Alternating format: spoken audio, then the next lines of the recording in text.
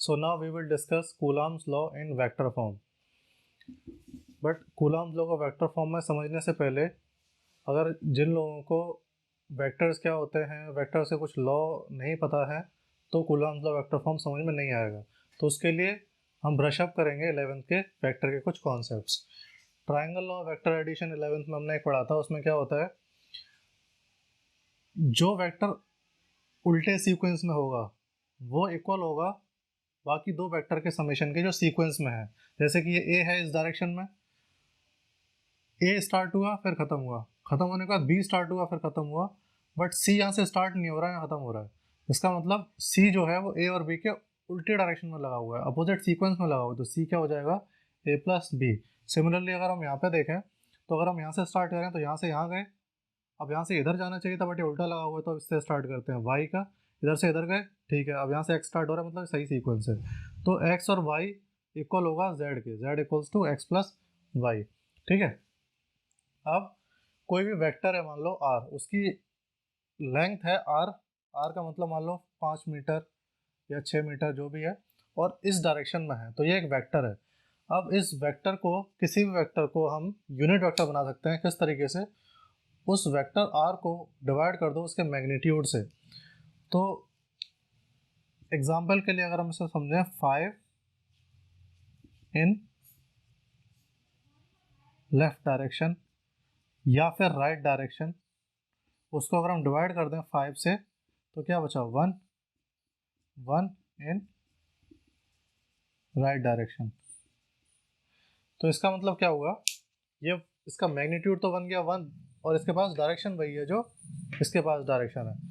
तो अगर हमारे पास कोई भी मैग्नीट्यूड होता है x, उसको अगर हमें वेक्टर बनाना है तो किसी भी अदर वेक्टर का यूनिट वेक्टर हम उसके साथ मल्टीप्लाई कर सकते हैं। अब ये खुद एक वेक्टर बन गया, ठीक है। ये कॉन्सेप्ट है, दो कॉन्सेप्ट जो हमें याद रखनी है ये कॉन्सेप्ट समझने से पहले। अब इस कॉन्सेप्ट में हमारे पास दो चार्ज हैं, Q1 और Q2। इस चार्ज का ओरिजिन के रेस्पेक्ट में पोजीशन वेक्टर R1 है, इस चार्ज का ओरिजिन के रेस्पेक्ट में पोजीशन वेक्टर R2 है। हमें निकालना है 2 पे 1 की वजह से फोर्स, 1 2 पे कितना फोर्स लगा रहा है, इसको हम बोल रहे हैं F21, force on 2 due to 1, F21। और सेम चीज अगर हम यहाँ पे देखें, बट हम सेम डायग्राम में सब कुछ सेम है, बट हम डायरेक्शन 1 पर निकाल रहे हैं 2 की वजह से, तो वो इधर की तरफ होगी, रिपेल करेगा। पोजीशन वेक्टर वही सेम है, R1 R2 Q1 Q2 के लिए। तो इस पे क्या होगा, force on 1 due to 2, F12 force on 1 due to 2। अब ये जो डायरेक्शन है हमें डायग्राम में दिख रही है, आंखों से दिख रही है, बट अगर हम अपने फॉर्मूले में इस चीज़ को एक्सप्रेस करना चाहें तो हम इस चीज़ को कैसे एक्सप्रेस करेंगे। इस चीज़ को हम एक्सप्रेस करेंगे, जो डायरेक्शन हमारी F21 की है वही डायरेक्शन हमारी R12 की है। तो अगर हम अपने फोर्स में इसका यूनिट वेक्टर मल्टीप्लाई कर दें तो हमारे फोर्स एक वेक्टर बन जाएगा और डायरेक्शन उसको वही मिल जाएगी जो R12 की डायरेक्शन है। तो ये देखो कैसे करेंगे। ये तो हमारा कूलम्ब्स लॉ है।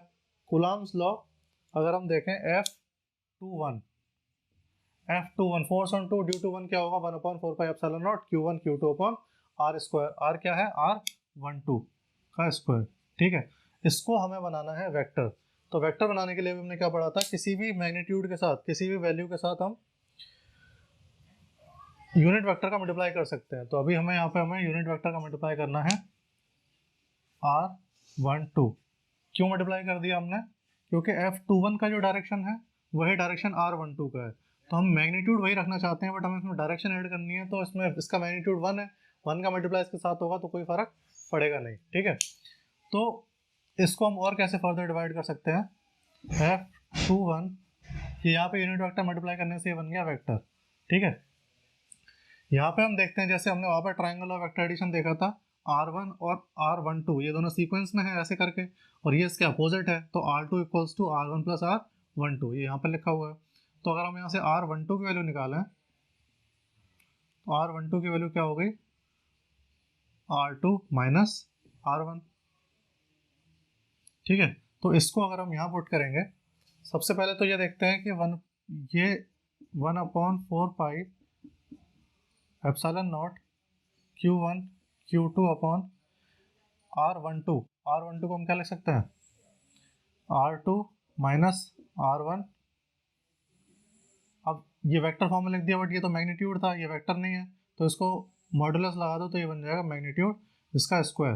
अब यूनिट वेक्टर को हम कैसे डिवाइड कर सकते हैं? यूनिट वेक्टर का, ये तो यूनिट वेक्टर है, इसको लिखने का एक और तरीका ये है, तो इसको हमने लिख दिया R12 vector divide by R12 का मैग्नीट्यूड।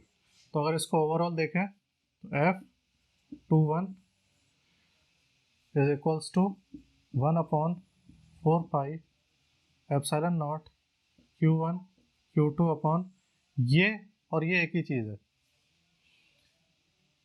ये देखो यहाँ से, ये यहीं से तो उठा के लेके आए थे, तो ये ऑलरेडी यहाँ पर है, और ये और आ गया तो ये क्यूब बन जाएगा R2 माइनस R1 के मैग्नीट्यूड का क्यूब, और ये रह गया R12 vector. This is vector form of Coulomb's law. इसमें क्या है, force on 2 due to 1। Similarly अगर हम दूसरे वाले का देखें, इस डायग्राम में फोर्स ऑन 1 ड्यू टू 2, तो उसमें क्या होगा, force on 1 due to 2 is equals to 1/4 pi epsilon naught Q1 Q2 upon R। F12 की डायरेक्शन किधर है, R21 की तरफ है, इस डायरेक्शन में, तो हो जाएगा R21 का स्क्वायर।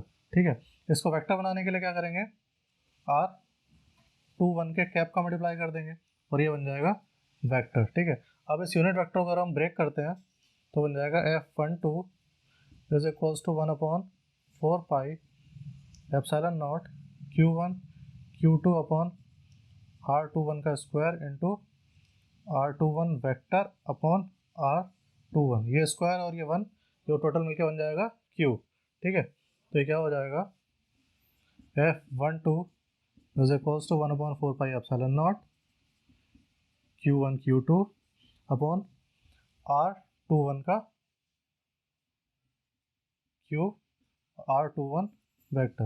अब R21 को हम क्या लिख सकते हैं, यहाँ पर देखो, ये और ये सीक्वेंस में ऐसे गया फिर ऐसे गया, और ये ऑपोजिट लगा हुआ है, तो फिर क्या होगा, R1 is equals to R21 plus R2, R1 equals to R21 plus R2। तो यहाँ से हमें R21 की वैल्यू अगर हमें चाहिए तो क्या मिलेगी, R1 माइनस R2। ठीक है, इस चीज़ को अगर हम उठा के यहाँ डालते हैं तो क्या बन जाएगा, F12 is equals to 1/4 pi epsilon naught Q1 Q2 upon R1 minus R2 का क्यूब R21।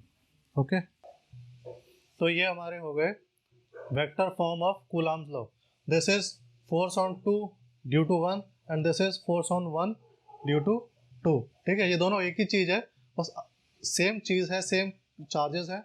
ये अलग अलग डायग्राम इसलिए बनाए हैं कि ये वाला फोर्स 2 पर है 1 की वजह से, ये वाला फोर्स 1 पर है 2 की वजह से। ओके।